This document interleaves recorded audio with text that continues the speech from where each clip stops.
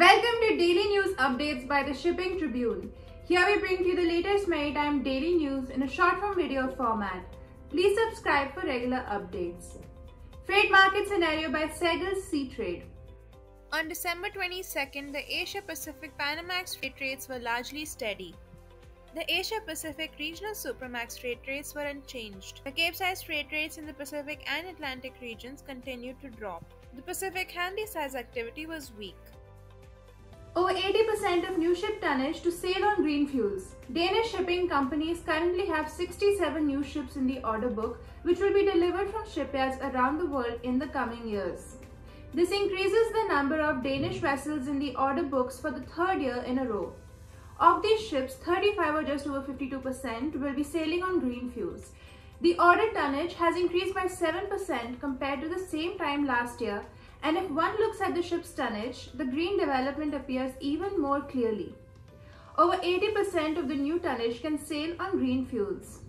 Centre plans national ranking of all ports and rapid rise of private ports.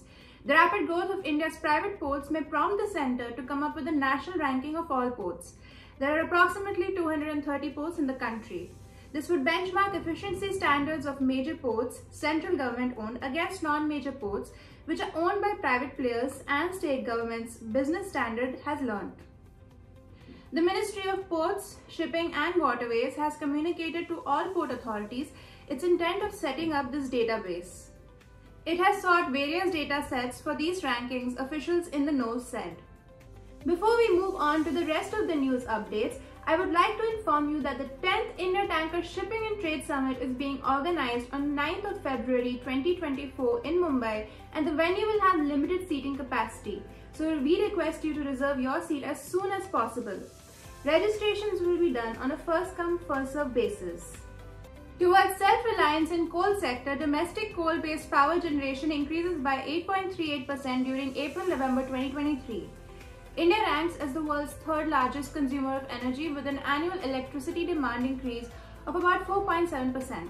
Notably, the country witnessed a remarkable 7.71% surge in power generation from April to November 2023 compared to the corresponding period of the previous year.